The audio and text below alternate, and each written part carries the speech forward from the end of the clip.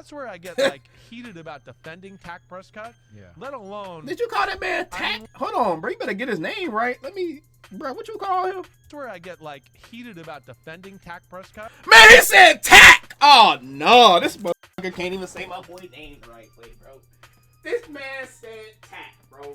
This man really came on this month. You try to tell people put some respect on, and you called him Tack, Chris. All right, man. My boy Martin Talk kept telling me you gotta check out this segment by Chris Sims. He's talking about Dak Prescott, and he's saying some stuff that a lot of people need to hear. And I told him I saw that he had Dak ranked at number 8. I didn't listen to nothing he said yet. I just saw the ranking, and I was like, I'm not listening to this foolishness, because there's not 7 quarterbacks better than Dak Prescott in the NFL. Hidden ranking that's not including DP4 in the top 5 is wrong. Straight up. All right, but either way, we are going to sit here and listen to this segment, because Martin Talk is telling me, man, he's telling me there's some good stuff here. Be sure to follow my boy Martin Talk over on X. Follow me on X at Dak Attack Show. And while you're at it, be sure to check out the Dak Attack merch shop using the bonfire link in the pinned comment and in my description below. So that way you can get your hands on some brand new Dak Attack Show OG line merch, including t-shirts, hoodies, unisex tee. You have a crew neck sweatshirt, and they all come in a variety of different colors. For instance, you can get this hoodie in black, navy, or a sand or cream looking color as well. I actually really like this color, and it's affordable price. And I'm not about to sit here and sell y'all no $80 hoodie, but yeah, you can get the hoodies for a little bit under 40 bucks, t-shirts for a little bit under 30 bucks. Be sure to check it out, man. Support the channel. Those of y'all be telling me all the time, I love your content, I love what you do, keep going. This is one of the ways we can keep going, and you can show your support for not only myself, but the Dallas Cowboys and your favorite quarterback in Dak Prescott. But let's get into this reaction. Prescott, right, the quarterback for America's team. Man, Dak Prescott.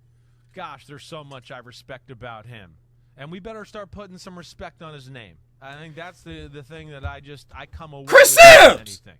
Damn the guy. How can you say put some respect on his name? You got him ranked at number 8. The man is an all-pro. There's not 7 quarterbacks in the league that have made it further in the playoffs than Dak Prescott. There's not 7 quarterbacks currently playing that are all-pro quarterbacks. There are not 7 quarterbacks in the league that finish second in MVP voting or better. So how can you possibly have Dak Prescott ranked at number 8 and say put some respect on his name, bruh? That's my only issue with this, and this was really what was preventing me from watching this. 'Cause I'm like, bruh, number 8 is crazy.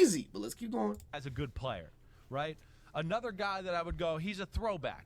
He's a throwback Absolutely. quarterback, right? Except he can run, right? And he can hop around the pocket a little bit and still make those throws. But how many years does a guy have to play consistently really good football before people start to give him a little credit or stop telling me, oh, you can't win the big game or any of that, right? I mean, that's where Yeah, how many years does he have to play good football? All right, Chris Sims, I'm smelling what you're starting to put on the grill. It drives me crazy, right? Is it perfect, as I say all the time? No, it's not perfect, but there's way Who's perfect? more good than bad. And, like, as I've joked about with Daniel Jones and been like, he's the Giants' 67th problem. Dak Prescott is, like, problem 167 for the Cowboys. I mean, what? Okay. What? Like, okay, first off, you know I'm not numbers, right? But when I do this and I look up and I get it all in front of me just to be like, so because I want to know what games to hop around and, ooh, let me watch these throws. Let me see this, blah, blah, blah. I mean, he had a 95 or above quarterback rating in every game of the season except for 4 last year. You damn Skippy. And this is what people don't realize, man. Dak Prescott literally has like a top 6 or top 5 in NFL history. In NFL history passer rating. Forget last season. He has a top 5 or top 6 NFL passer rating in the history of the sport, y'all. Look, I promise you, I'm not lying to you. He's number 5 in the history of the NFL, y'all. Aaron Rodgers is number 1 at 103.6. Patrick Mahomes is number 2 at 103.5. Deshaun Watson, 100.8. Russell Wilson, 100. Dak Prescott, 99.0. He's above all the other dudes like Tom Brady, Peyton Manning, Drew Brees. I'm not making this up, bro. Dak Prescott is that dude. This is all time in NFL history for an entire career, bro. Right? I mean, I'm not saying the quarterback ratings like the holy grail of everything here, but there are some things to conclude from it that do hold some pretty water. Good indication you didn't give the ball away to the other team. You were productive. efficient, Yeah. right? You made plays, all of that. So there's definitely indicators there to go, okay, right? I mean, he's second in the NFL in passer rating, right? He led the NFL in TD passes, and he gets talked about like he's chopped liver. Yeah, that's what I'm saying, Chris Sims. It is. That's what I'm saying. And I would say this. Here's probably the headline after saying he's a throwback and he's all that, right? He carries the offense way more than the other way around. Let me just say that one more time. Dak Prescott carries the offense way more than the other way around. Okay? Right?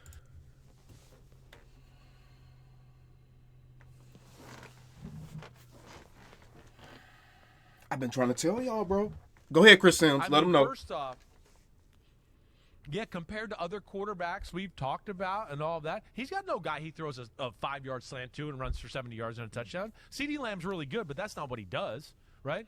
He doesn't get to throw a screen to Debo or Tyreek and they run 70 yards, right? God, he preaching. Chris Sims cooking right now. Hold up, He Chris. doesn't have to do that. I don't see, like, play action passes like I do with Shanahan or McDaniel or all that and go, well, nobody's in the screen. In fact, he threw a ball so bad the guy fell down, caught it, and got up and ran. I mean, that's what you see on the other guys' films. Yeah. There's none of that. Yeah, there's none of that.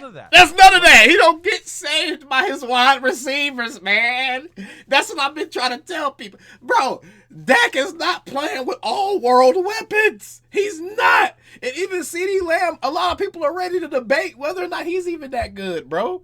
He carries the offense. He carries the offense. Before, I'm going to say it for him again. He carries the offense. Bro, y'all need to hear that. On the road once again. Simple schemes. I mean, they're simple. There's no run game, and they ask him to push the ball down the field and make big plays. Thank you. He delivers. Thank you. And not only is the offensive scheme not all that great, right? I think the talent around him is overrated. Yeah! That's what I would say, too. I like CeeDee Lamb. I don't think CeeDee Lamb is one of the top 4 receivers in football. Yeah, okay. Whoa. There, but he's damn good. Hold on. You was cooking there. You was cooking. Hold on, bro. You threw a whole ass sandbag on the stove, though. What the hell? All right. Okay. That kind of went with what I said, but you took it to the extreme. Don't all right, get go me ahead. wrong. I'm not trying to disrespect him. But sometimes I feel like people talk about Dallas like it's like the greatest show on turf. Like they're just, and it's like, why? Because they have a star on their helmet? I don't get it, right? I mean, they didn't run the ball all that well last year, right? Yeah. Brandon Cooks is a solid 2, but it's not like we're like, oh gosh, how are they going to handle the heat of? No, for real, bro. People thought that the offense was going to be the weak part of the team last year, bro. The Cowboys weren't even supposed to be as good as they were last year because everybody thought the offense was going to suck because we didn't know what to expect from it, bro. Dak Prescott was a huge Band-Aid for a large part of the season. Damn today. And who's their third receiver? I don't know. Damn, that sounds like explosiveness to me. Right? So that's where I get like heated about defending Dak Prescott. Yeah. Let alone. Did you call that man Dak? Hold on, bro. You better get his name right. Bro, what you call him? That's where I get like heated about defending Dak Prescott. Man, he said Tack. Oh no, this motherfucker can't even say my boy name the right way, bro. This man said Tack, bro. This man really came on this month. You try to tell people put some respect on, and you called him Tack, Chris. You called him Tack, bro. What the hell we doing, man? You wouldn't call Josh Dosh. Hell, you wouldn't call Justin Bustin. You wouldn't call him Bustin' Berbert. What the hell we doing here? Yeah. Let alone, I mean, literally, here is the dude that's probably the toughest dude in football in the pocket. Say it again. I mean, big body. He is like, it doesn't matter who's around him, what's around him, who's going to hit him. He does not care. Big body. Which, of course, he has the body to be able to not care. Big body. 6'3", he's 238, 240 pounds, right? And it's big body for him to be that weight. Yeah. So he's amazing that way. Big body. Also, here's the other thing that pops up. Forget all the big throws he makes down. And like I said, a lot of these plays, The seam guard. This defense has seen this play 100 times, in OTAs, not just in the season in week 8. No, We've already facts. seen it 1,000 times that. He still makes it work. Facts. He makes so many unbelievable, great throws all the down the football field, right? And then the kicker here is he makes so many plays moving around the pocket. And because I don't know, it's maybe a little clunkier, right? Because he's bigger. We seen that a couple of times, man. Remember the big play against Seattle where he was pretty much dead for rights and somehow ended up spinning out the right side of the pocket, completed the pass on the sideline. That was impressive. The pass against the Detroit Lions, same thing. Was dead for rights in the pocket, almost got a safety. CeeDee Lamb for a touchdown. We seen it, bro. Moves that way.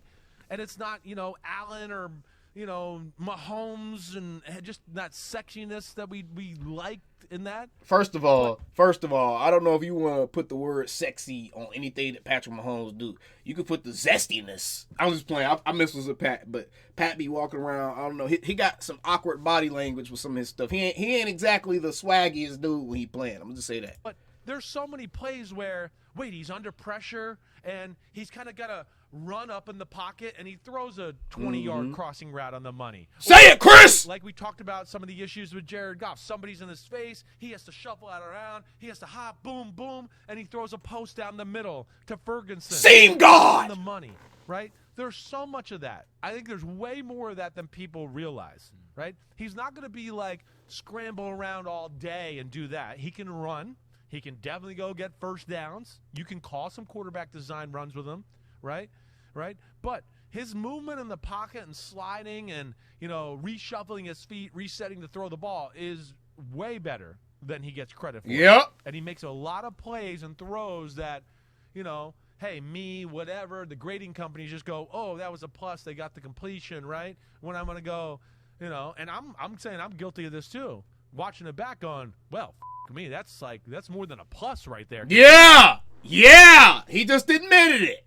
He just admitted it, bro. He just admitted that they be doing shiesty on their damn homework. They see the completion, they see the box score. Okay, he got the completion, cool. But then you go back and actually watch the film, and you like, damn, that man had to jump over 3 railroad tracks, save a yak, and save a damsel in distress getting toted off by King Kong and Empire State Building at the same time before he threw that damn touchdown pass. That's what I'm saying, bro. Damn, he avoided a sack. He reshuffled. Yeah. And he kind of had to fade away as he was throwing it and threw the ball on the money. And we just go, well. I promise I haven't watched this. I promise I haven't watched this yet, bro. Good job. I promise you. Literally probably about 5-10 minutes before I sat down, I was like, all right, I'll watch it. Martin had just DM'd me and was like, hey, bro, you got to watch this. And I was like, I don't want to watch it. He ranked Dak number 8. And he was like, I know. Don't pay attention to the rankings, bro. Watch the video. He's saying some good stuff quarterback-wise. I don't want to watch it. He number 8. And then I sat down and was like, okay, I'll watch it. So we watching it. So I promise you, I'm just now watching this. Right? And it's like, what? He broke a tackle and moved, and where it's like only a handful of quarterbacks can do that right there. Yeah. Operating in the pocket. That's been a theme of these first three quarterbacks and toughness in the pocket. So you mentioned it there. I think the narrative around him has become quite apparent at this point. Puts up stats in the regular season, but then chokes. Come on with this, in the man. Playoffs. He was second in MVP Come on with this, voting man. last year to Lamar Come on. Jackson. I'm glad they showed this stat. Okay, he's 2-5, right, in the playoffs. Let me show y'all something on the screen real quick. I'm glad he showed this. Let me show y'all something. When quarterbacks' defenses allow 30 points or more, this is their records. These are their records right here, guys. Dak Prescott's defense, most of his losses have been in those exact scenarios. And you're seeing right here that the other quarterbacks wouldn't have been able to even come out of that situation, no matter how good they are, no matter who it is. You're looking at a graphic right now that's pretty much illustrating to you just how improbable it is for anybody to be able to actually win a game when their defense allows that amount of points. In 3 of Dak's playoff losses, that has been the exact scenario. The other 2 I probably would think are the 49ers games, and we know how those played out, right? But 3 of those playoff losses are situations where the defense completely bent it over, tooted it up, and got it ready, bro. That's exactly what happened. They bent over and tooted it up. They didn't bend them offense over and tooted it up. They bent over and tooted it up and did a little jiggle twerk for it, bro. They got their ass ran through, bro. They got their ass ran through. So that playoff thing is very, very deceptive. And a lot of people have fallen into that trap. And what happens when your defense gets tooted up like that? Your quarterback gets put in position where he has to overcompensate, where he has to try to make plays, and then that's where the turnovers happen. That's where you see a bunch of incompletions and the completion percentage goes down. That's where you have to start just kind of checking down and using your passing game as your run game almost, because that also saves time on the clock. And that's why you see his stats get skewed like this in the playoffs. Really, if you take those 3 games off, he's 2-2 in the playoffs, which... Come on, man. That's respectable. And 2 of those other 2 losses are against the 49ers. So what are we talking about? 13th last year in your ranking. He was 9th 2 years ago. So here, let's get into it. The playoffs. So like you got all this stuff. The things he does well. And is he better in the regular season than the playoffs? Well, record-wise, yes. Passer rating-wise, yes. Has he had some good games in the playoffs? Yes. 2022 wild card win versus Tom Brady and got him out of the league there. Tom was like, I don't want to do this anymore. 4 touchdowns, no interceptions in that game, but then followed it up with a 4-interception game after that. That's tough. What do you make of? That's tough. He's a great quarterback to have. That's tough. See, that type of stuff, you throw 4 interceptions in a game, bro, I can't defend that. That's just tough. At that point, you just chunking the ball up and just whoever wants it, you can have it. That's tough. 4 interceptions is crazy. Did he do that for real? Let me look this up. He ever really throw 4? Dak has never thrown more than 2 interceptions in a playoff game.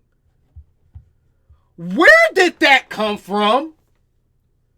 Where did it come from that you just said he beat Tampa Bay, and then the game after that, he threw 4 interceptions? No, he did not. He threw 2 interceptions, and that was the San Francisco game. I was like, what the hell? What, did I go into a coma? Bro, man, let's finish this up, bro, because that right there almost made me want to just not finish watching this. What the hell, bro? All right, come on, man. In the regular season, but for whatever reason, he cannot get it done in the postseason. Well, my first thing was I didn't know he's the only guy in the Cowboys. No, that's what I'm saying. No, I didn't realize. I thought it was the team of stars. And yeah, that's what I'm saying. Him, huh? You know, that's I just get sick of it a little bit. Oh, he gets sick of it. I know, and we're gonna dive into specifics here. But, you know, like we joked around in the when the playoff loss this year, you know, I checked the rules. The number 5 defense in football was allowed. That's what I'm saying. Green Bay Packers. That's what I'm saying, bro. They were allowed to stop them from just track meeting down the field. Thank you. Down, up and down. Thank you. Right? Numbers in that game. Thank you. 60. Had to throw the ball 60 times. 403 yards. 3 touchdowns, did have the 2 interceptions. Yeah, the 2 interceptions. One was a pick six, but I get it. It's emphasizing my point that it's he has to carry the team a lot more than people are realizing. Right. It's not a dominant run game. The defense is a little bit feast on the poor. Doesn't always do that great against the rich. Yeah. Right? I mean, that's another thing. Exactly. I would go into it too. Exactly. Right, so there's that. No, that's true.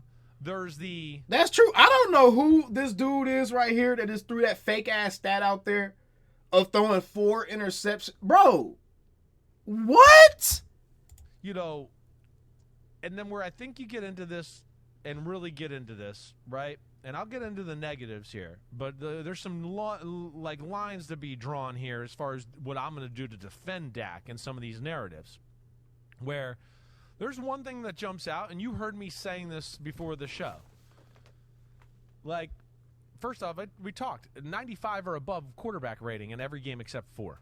Okay, you know the games that weren't that, I would go. See, this is where it's misleading, and his ability to carry the team and the talent of the team can't overcome every situation.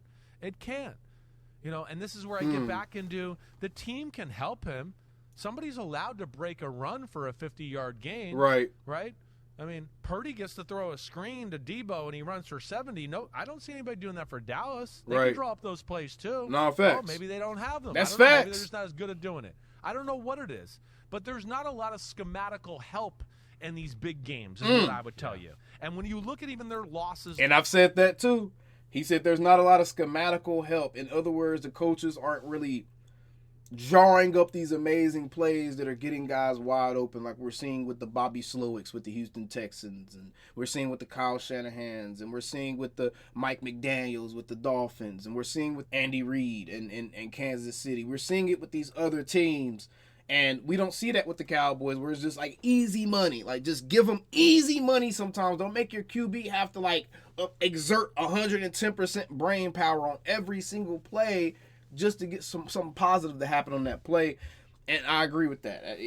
That's 100% right. Last year, right? I mean, Arizona, Gannon was in Philadelphia, right?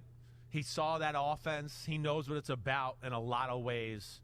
And Gannon's smart, and he understands rules of an offense, right? The Buffalo Bills, Sean McDermott, he's one of those defensive coaches that you would hear me say all the time. He knows the West Coast offense as good as a lot of the West Coast coordinators. He knows the basic rules as good as anybody, right? Mm-hmm. Right? So he's a master at that kind of stuff. That would go the same with the Vic Fangio, and what he did. And not that Dak played bad in that game. Joe Barry, Green Bay Packers, he grew up defending the West Coast offense. He was in Tampa with me, John Gruden, Johnny West Coast guy. Right. He knows all those rules. Right. So that to me is the problem. The 49ers game, yeah. I mean, there's just it's the answers they have and what they give him. It's too basic. That's the big thing I've come to. Right now, listen. I wish his arm was a hair more powerful. Yes, he's another guy. Hair more powerful, brother. We seen Dak Prescott throw a touchdown from his side of the 20, and that mug dropped on the other side of the 20, and the other guy, his receiver, just walked in. Dak has plenty of arm strength. All right, we're gonna stop it right there. Between what he was about to start getting into, which he had to start saying something negative to justify him being number 8 on his list, which I'm not about to listen to. If you want to listen to it, listen to it. So I'm not listening to it, but. I did agree for the most part with a lot of what he was saying, because it was all stuff that you would see on tape. The first 10 minutes, 11 minutes of that clip right there were pretty much all stuff that you could see on tape for yourself if you're just watching tape, if you're actually watching the games, if you're watching the actual context of what's going on and you're not just watching get too criticized Dak Prescott. I think anybody would notice all those very same things about that. Again, shout out to Martin Talk Cowboys for uploading this particular clip. This was some really good stuff. This is some interesting stuff that a lot of Dak haters are going to be sick about. And again, my comment section, and I'm not trying to throw a shot at Mark Holmes when I say this, but this is not Mark Holmes' channel. I'm not going to allow the trolls to take over my comment section. My comment section is for people that are fans of the Dallas Cowboys and just want to talk ball without having to deal with trifling 12-year-olds trying to get under people's skin. You're going to get blocked. You're going to get blocked. I'm going to tell you first, you got a warning. I recently unleashed all my trolls. I unblocked everybody I blocked on my channel, giving people a clean slate essentially. But if you can't come over here and actually talk ball, and if all you're trying to do is troll and get under Cowboys fan skin, you're not going to live here very long, I promise you. I promise you're not, bro. But either way, very interesting stuff by Chris Sims. Again, be sure to check out the merch shop so you can get some OG line merch. And I'll see you guys on the next one. Peace. We still same old Cowboys. Calling me, texting me, paging me, asking me, am I still them boys? Y'all usually check on me. Listen. I'm still them boys. Hey! Woo! Shut up, my boy. Hey! I'm still them boys.